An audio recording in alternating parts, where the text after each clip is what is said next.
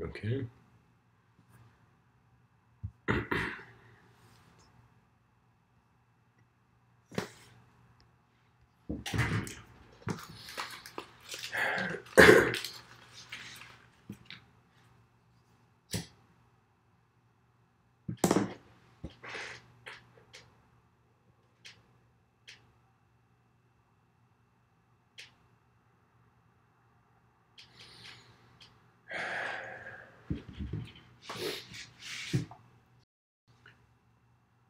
Yeah.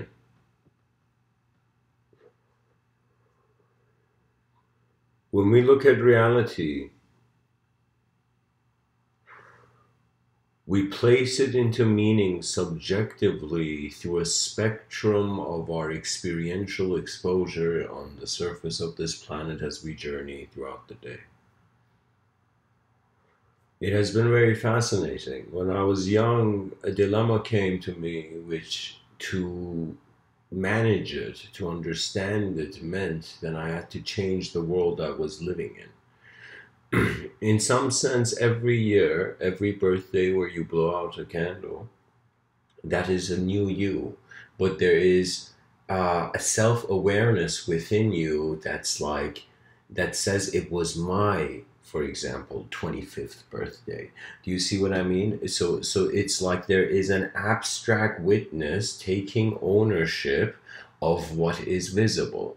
So in some sense, it seems like there is a I'm going to say mysterious for now, but it's not that mysterious.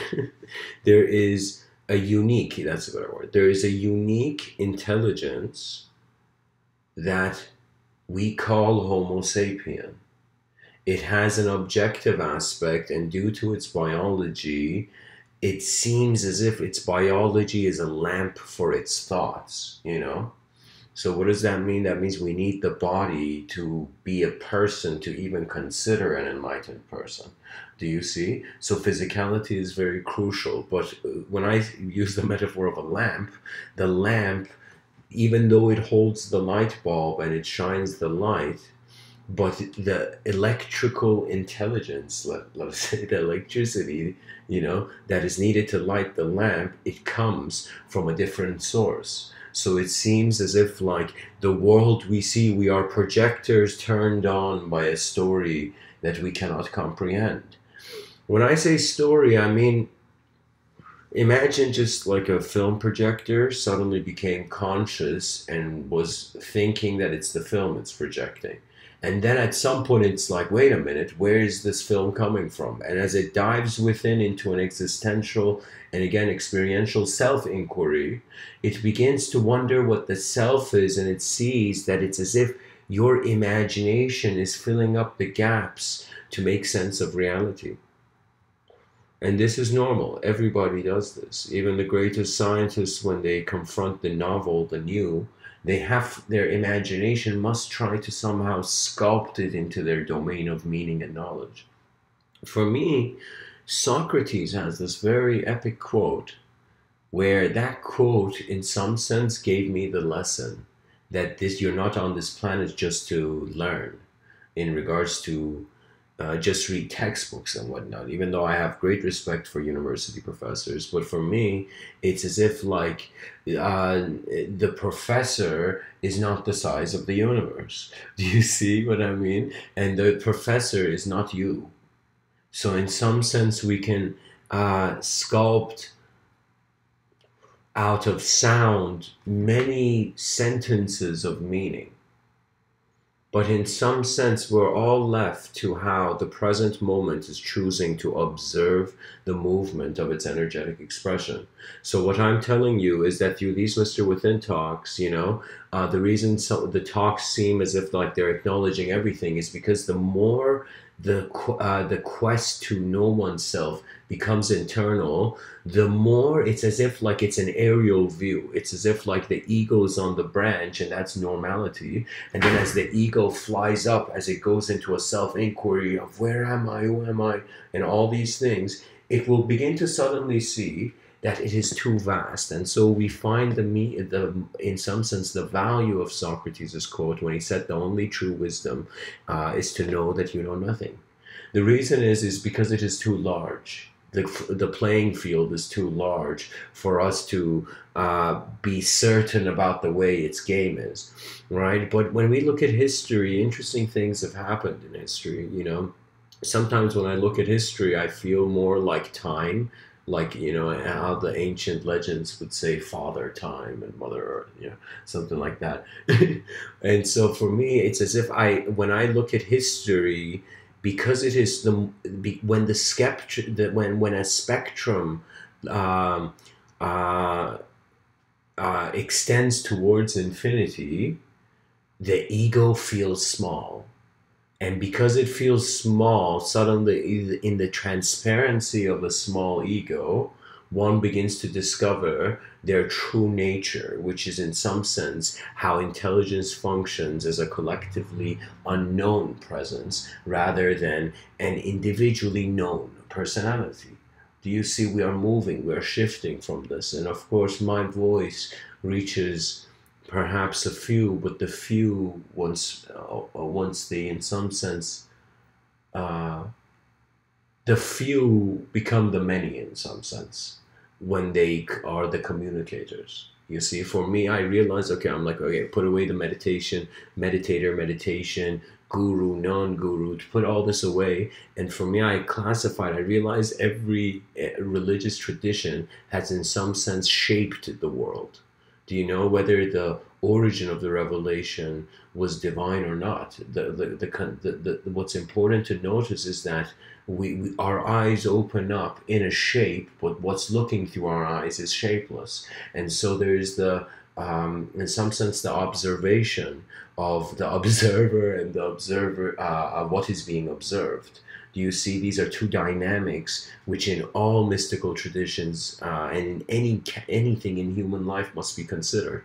You see, we want to assume that we know. I think science got sad. That's why, you know, in some sense we need evidence before we do anything. Of course, you need to calculate the probability and odds of many situations because there's unknown variables that may show up.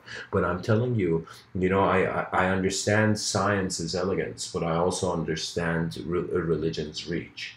And religion's reach is in some sense towards, like, think about it. What is God?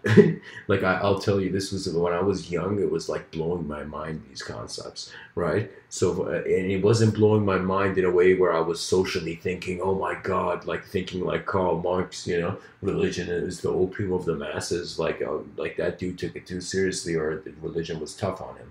But for me, religion is not per se the people and its history.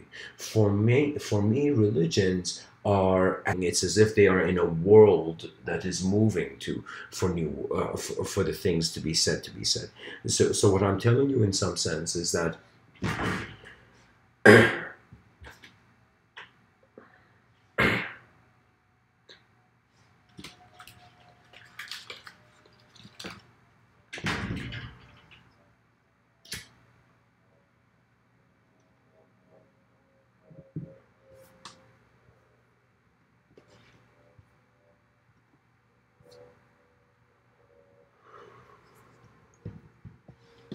let me see how I can speak about this more interestingly, I guess. I said a term, I said religion's reach, okay, and science is elegance. See, science is elegant because its eyes are open fully. It does not restrict itself from sight. Religion restricts itself from sight because it has a claim that there is more to the world than the surface. So we see in many religious traditions there were ascetic practices in some sense. You know, there were practices that made the being realize as if he's not a body. Now scientists have focused on the point of religion as if there's a creator or not. They're battling the creation stories. And for me, it's a very interesting time in history because all the violence that we saw in primitive times has moved up in mental realms of disagreements and agreements, but in a civilized manner. That's why I like it. So what I'm telling you is, in some sense, religion, when I was young and I was raised in Iran till the age of 7, but I went back and forth and I would have many things in my awareness and many concepts that were introduced to me, many behaviors. Some made sense, some didn't. I did not see acts of terrorism and savageness. I saw a certain amount of closed-mindedness, but in that closed-mindedness, there was a sense of, like, as if many religious people I saw, they were trying to control their desires, not per se because they like to, but because their religion was communicating. So religion was like a stronger mind for people who felt they could not control themselves, you see?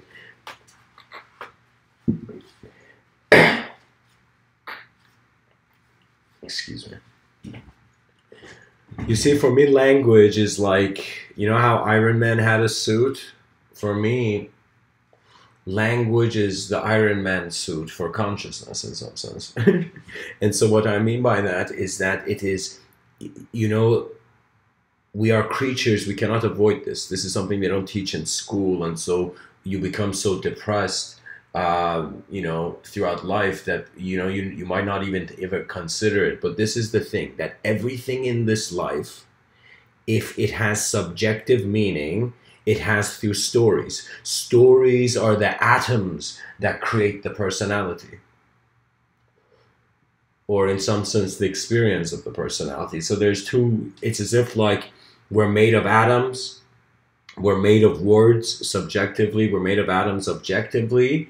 And in regards to experience, we are present. We're just present, you know? It's like there is awareness. And this awareness is originating from a field of its own intelligence where free will can, in some sense, provide the architecture of the view. You see?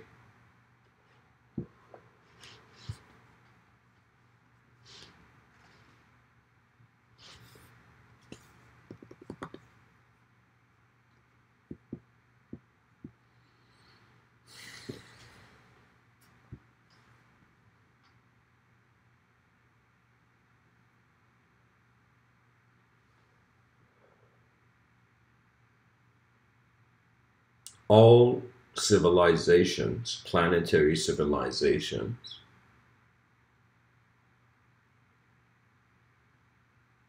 have experienced fear. All creatures experience fear.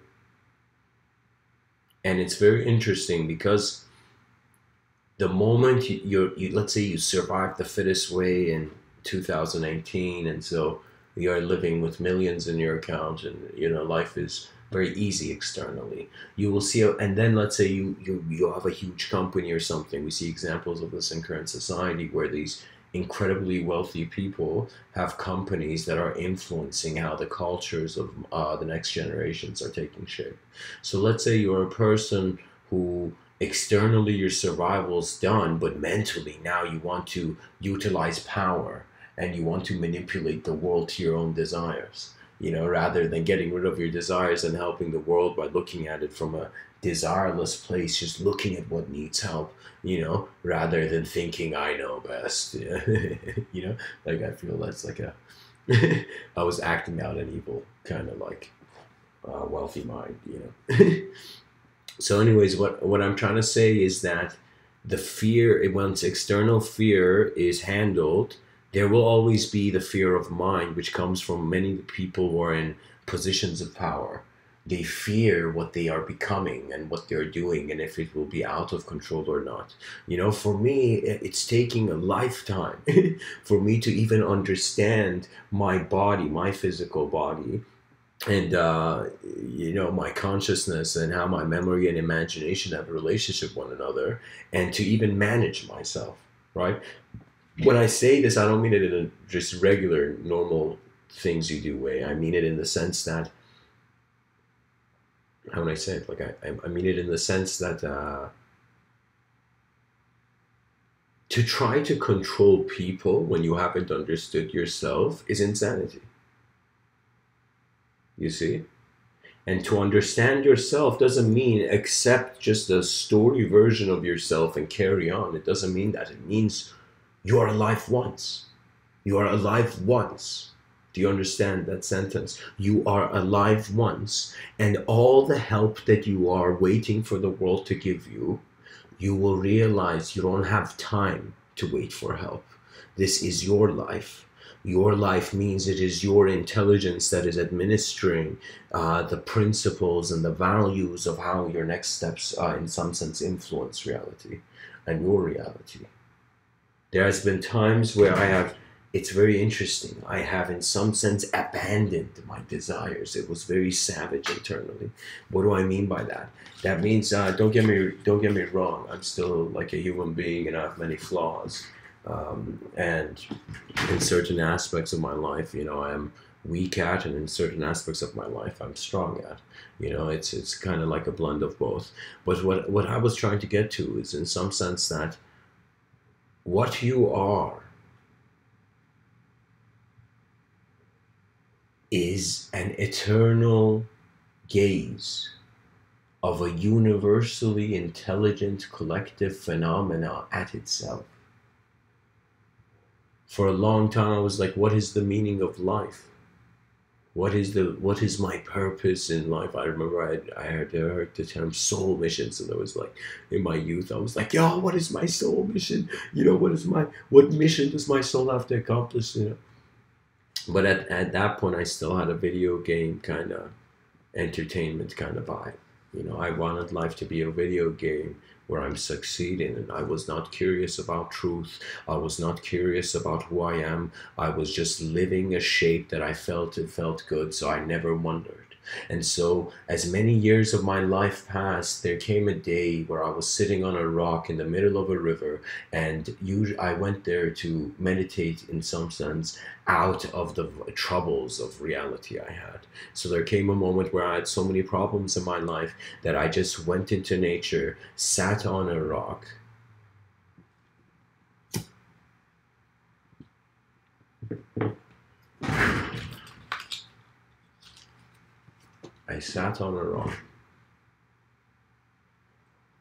and I remember I was just looking, and I realized eternity has to do with how you're being. Temporalness has to do with how you think you're being, which is an action. Thinking is an action, so there must be something prior to the thought that is inducing the action, in some sense. Do you see? So in some sense, I'm saying people don't just wear clothing, they wear language as themselves in social environments. And so it's okay, we need to be able to speak, communicate, have certain individualities to create relationships, to preserve the, in some sense, reproductive future of the species. But what I'm telling you is that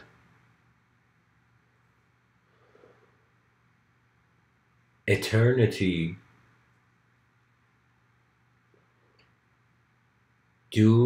by its definition, not having time, means there is no categorization of memory and experience.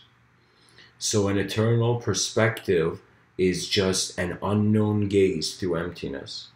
So in some sense, when you really go and try to look at what you are through a transcendental way of looking at it, you will realize you are pretty much in a simulated realm of your own meaning and meaning of language, like the way you if you were to write down who you are on a piece of paper, right, you probably think you just wrote down who you are, but that's not who you are.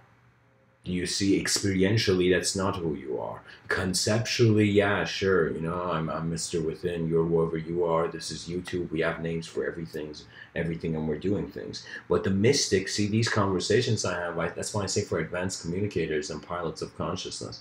Advanced communicators are human beings who are studying the advancement of their own communication, and in doing so, they are realizing that they are advanced communicators, not because they worked hard and, you know, did a good job. They're advanced communicators because they are advanced beings from the moment they open their eyes. You will see intelligence move. You know, I have spoken at times, especially, you know, during these talks, it happens often. Sometimes it happens when I'm speaking in public. Just certain moments where it's not me speaking, it's the nature of the moment speaking. It doesn't have a shape, it does not belong to any category, it is not extraterrestrial or terrestrial, it is not individual or dual, individual or unified. It is the presence of the universe basking in the authenticity of the simplicity of how it's here. Genius means there is no longer an elusive realm. You are seeing something that you couldn't before, because before what you saw, you thought that was only it. You are giving yourself permission to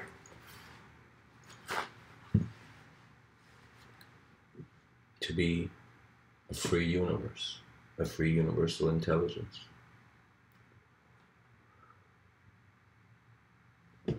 I want to share some quotes from a very profound mystic.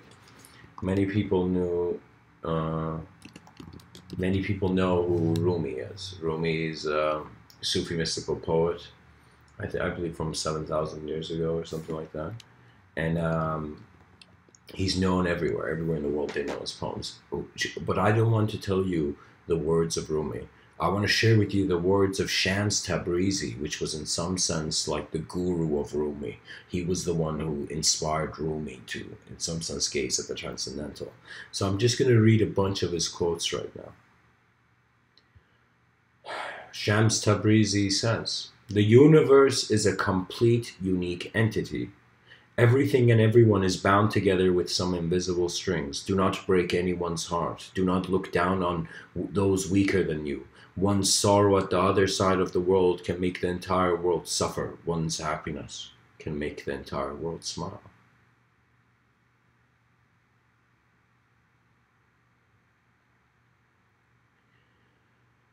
I'm just going to keep reading these quotes. Shams Tabrizi says, "It is never late to ask yourself, am I ready to change my life? Am I ready to change myself? However old we are, whatever we went through, it is always possible to be reborn. If each day is a copy of the last one, what a pity. Every breath is a chance to be reborn. But to be reborn into a new life, you have to die before dying. You have to die before dying. That's how you're reborn. As a new being who could never get old."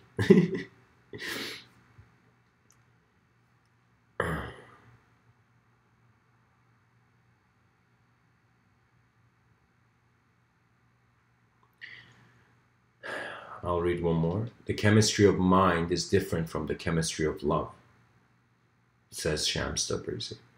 "The mind is careful, suspicious. He advances little by little. He advises, be careful, protect yourself, whereas love says, let yourself go. The mind is strong, never falls down, while love hurts itself, falls into ruins. But isn't it in ruins that we mostly find the treasures? A broken heart hides so many treasures."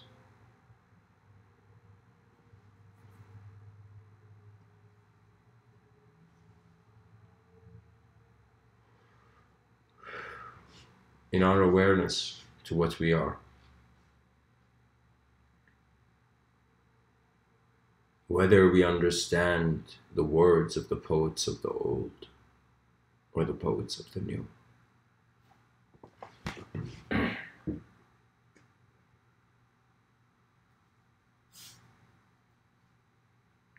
Life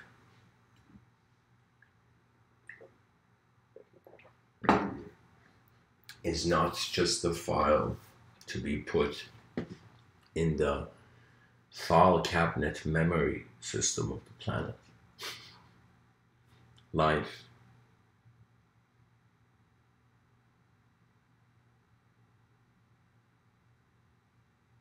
is a moment of beautiful universal presence before interpretation shapes it in limited ways. Because if we are limited creatures, does that mean our understanding is limited? What are we standing under that we cannot see beyond?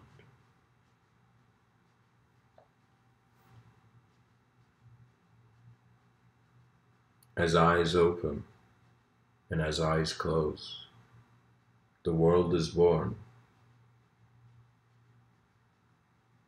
and the world dies into a new road. For me, I got bored of living as just for myself. It got boring really quickly. I wondered what is the greatest desire of our species, and I realized it is of continuity. We as creatures would like to continue. All these knowledge, all these people who go in society and they are shy, nervous, depressed, bullied, whatever, all this stuff. You know, nature can bully us with one asteroid hitting Earth and destroying cities, destroying the planet. Do you see what I mean? We make our own world so big that we forget what life is all about. That even though we fail, failure cannot exist without success. We fail because we know we can succeed. I hope this talk has served you. Much blessings. Namaste.